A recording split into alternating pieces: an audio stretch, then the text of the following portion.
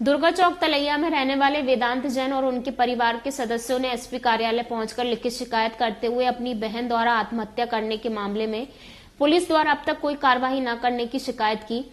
वेदांत ने बताया कि उनके जीजा निकुंज जैन निवासी भोपाल द्वारा जुआ सट्टा खेलने में लाखों रुपए बर्बाद कर दिए। वेदांत से भी उन्होंने 15 लाख रुपए लिए थे, जो कि उनके पिता के रिटायरमेंट के बाद पीएफ और जमा पूंजी थी। उनके जुआ सट्टा खेलने की बात हमारी बहन मिनी जैन को मिली थी। उसके बाद से ही निकुंज लगातार उसे धमकाता रहा। लगातार प्रताड़ना के चलते मिनी ने अपने ही मायके में आत्महत्या कर ली।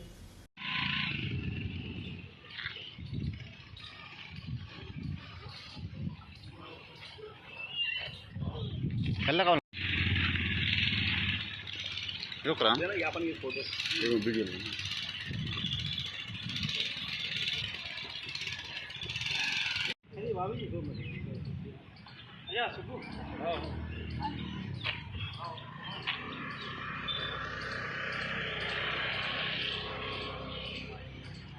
आगे शिकायत करने आई आप? अरे वो मेरी लड़की थी, मैं मौसी हूँ उसकी। क्या नाम था लड़की का?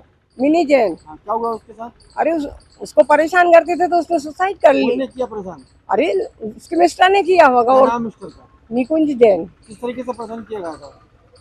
अब देखो, वो जयपुर में रहती थी बेटा, हम लोग किस तरीके यहाँ से परेशान किया था? क्या मांग की गई थी? है? तो वो पैसों की मांग थी पूरी। पैसे उसको, वो भी सर्विस करती थी, उसका पूरा पैसा खा लिया, लड़के का खा लिया। अब उसके पास कुछ नहीं बचा। उसके माँ बाप भी ले नहीं। लिए लड़के से आप? 15 लाख लिए है ना, और अब उसके पास कुछ बचा नहीं, सर्विस भी नहीं करता। वो क्या भिखारी हो जाएगा क्या? बिल्कुल, ये तो पैसा भी गया हमारा। बेटी की न्याय के लिए क्या चाहती हैं आप? हमारा कुछ पैसा, हमको लड़के का पैसा दिलाओ, और हमारा थोड़ा बहुत दहेज हमने दिया। उसके पापा ने इतनी बढ़िया शादी करी थी और हमको नहीं मालूम था कि ऐसे लोग हैंगे कि हमारी। पर किस तरीके की कार्रवाई चाहती हैं आप? वो जो, अब हम क्या बताएं, अब आप जानते हो। चलो सजा। मेरा वेदांत जैन नाम है। कहाँ रहते हैं? मैं दुर्गा चौक तलैया मोहल्ला में रहता हूँ। आज के संबंध में क्या पता?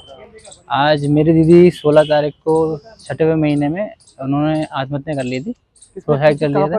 मिनी जैन ने सुसाइड किया था 16/6/2024 में, तो घर पे ही दुर्गा चौक तलैया मोहल्ला में। तो पुलिस को हमने मतलब पुलिस आई, उन्होंने दीदी को उतारा। उसके बाद पुलिस जो उनका काम है वो किया, चले गए। क्या कारण क्या रहा उसका कारण ये था कि जो उनके पति थे निकुंज, उन्होंने सट्टा खेलते थे वो, और फिर जब उनको उनकी फैमिली को बताया कि वो सट्टा खेलते हैं तो वो खुले हो गए। तो उन्होंने दीदी पे फ़ोन लगा के दीदी पे दबाव बनाया कि तुम आओगी तो तुम्हें परेशान करूँगा, मैं तुम्हें बताता हूँ, तुम यहाँ घर पे आओ। कितने पैसे ले लिए आपने? मेरे से 15 लाख रुपए लिए हैं। किस तरीके से लिए गए थे आपसे? मेरे पे फ़ोन दबाव बना के मेरे से धीरे धीरे पैसे लेते रहे। मैं भी मेरे पापा के जाने के बाद उनको ही समझ लिया था कि यही सब कुछ है, तो उन्होंने मेरे से अमाउंट लेते रह गए। मैंने कहा ठीक है, इनको ये इसके लिए दीदी के चक्कर में देता रहा। 15 लाख कहाँ से आते?